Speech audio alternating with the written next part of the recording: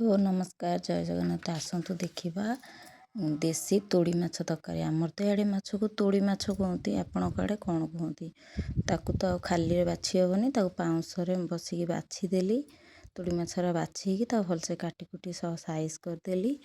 Size कर सारापर घर को आणिकी भलसे ठंडा पानी रे धोइली। भलसे 4-5 थर खंडे धोई सारापर तादर सब असना जो पाउंशरे बछा होता पाउंशरा सब बाहर ना, 4-5 थर भलसे मकची मकची धोया पड़ा।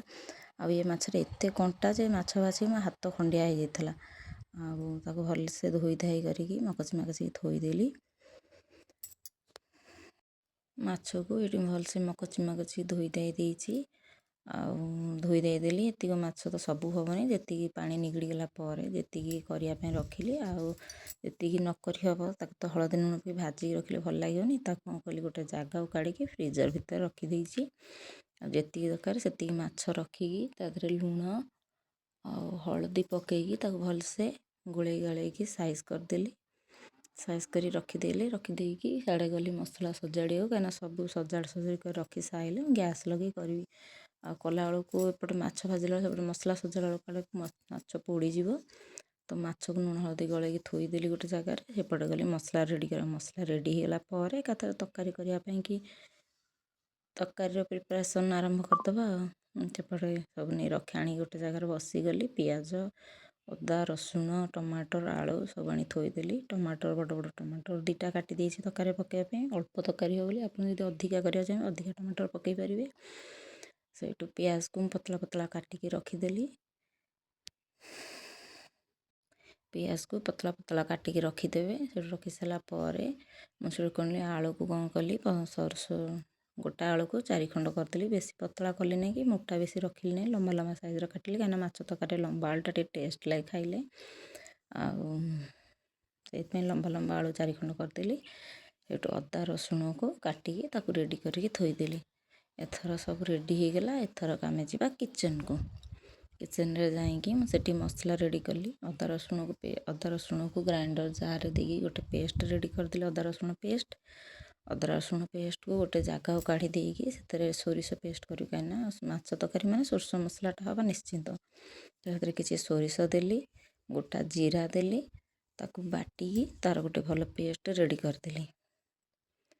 सोरिष मसला पेस्ट भी रेडी होगला आमर एथरक।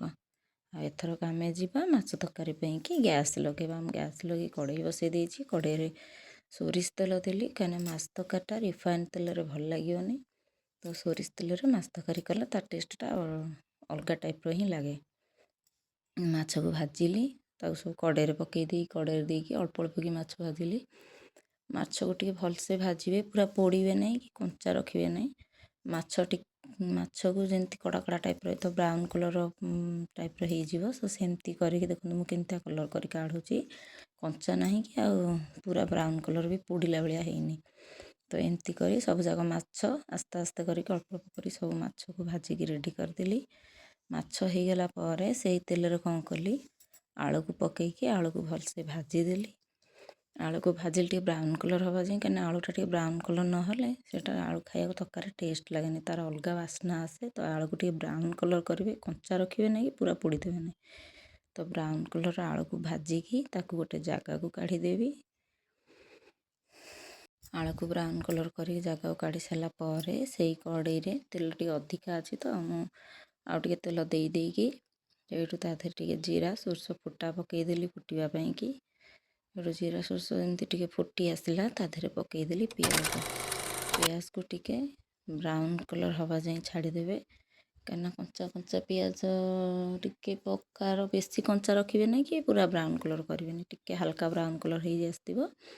तो से पियाज रे आपण कौन करेंगे अलग मसला किसी पकड़े अलग मसला टमाटर पकई पारती पियाज पकई अदा रसुण पेस्ट दे पारती। तो मोर पियाज ब्राउन कलर हो गला खुण मुझे टिके तादे जो बाटिक रखी अदा रसुण पेस्टा तादे उजाड़ी देली। उजाड़ देकी सेठू ताकू भल टिके कषिदेली। कषि सारापर तादे टमाटर जो काटिक रखी से टमाटर पकई मसलार कषिदेली। तो टमाटर कषि आसला को तादे हल्दी गुंडा लंका गुंडा पकईदेली ताकू कषिली। ତାଦେହରେ ଲୁଣ ବି ପକେଇଦେଲି। କଷି ସାରିଲା ପରେ ମସଲା ଦେଖନ୍ତୁ ହେଇଗଲାଣି, କିନ୍ତୁ ବ୍ରାଉନ୍ ପୁରା ରେଡ଼୍ କଲର୍ ଦେଖାହେଉଛି। ତ ମସଲାଟା ବଢ଼ିଆ ଦେଖାହେଉଛି, କିନ୍ତୁ ବଢ଼ିଆ ବାଗରେ କେମିତିଆ ଟେଷ୍ଟ ହେବ ଜାଣିନି, କାହିଁକିନା ମୁଁ ଏ ମାଛ ଖାଏନି। ତ ଆଳୁ ପକେଇକି କଷିଦେଲି ଟିକେ, ସେଠୁ ସୋରିଷ ଜିରା ପେଷ୍ଟ ଯେଉଁ ରଖିଦେଲି ମସଲା ହେଇ ଆସିଲା ବେଳକୁ ତାକୁ ଟିକେ ଦେଇଦେଲି। ଦେଇକି ଅଳ୍ପ ଟିକେ କଷିଦେବେ, କାହିଁକିନା ବେଶୀ କଷିଲେ ସୋରିଷ ମସଲା ଭଲ ଲାଗିବନି। ତ ମୁଁ ପାଣି ଦେଇଦେଲି। ତରକାରୀରେ ଦେଖନ୍ତୁ ପାଣି ଦେଇଦେଲି। ଆପଣଙ୍କୁ ଯେତିକି ଯେ ମସଲା ତରକାରୀ ଦରକାର ଝୋଳ ସେତିକି ହିସାବରେ ପାଣି ଦେବେ। ତ ମୋର ଯେତିକି ଦରକାର ପାଣି ଦେଇ ଦେଇଥିଲି। ଏଠି ଦେଖନ୍ତୁ ମସଲା ସିଝିଗଲାଣି। ମାଛ ତ ଯେତିକି ଭାଜିଥିଲି ପକେଇଦେଲି। ମାଛ ପକାଇ ତାକୁ କିଛି ସମୟ ଫୁଟିବାକୁ ଛାଡ଼ିଦେବେ। ସେ ଫୁଟିଗଲା ପରେ ତାକୁ ବନ୍ଦ କରିଦେଲି। ଏଠି ଦେଖନ୍ତୁ ମୋର ରେଡ଼ି ହେଇଗଲା ତୁଳି ମାଛ ତରକାରୀ। ରହିଲି, ଜୟ ଜଗନ୍ନାଥ।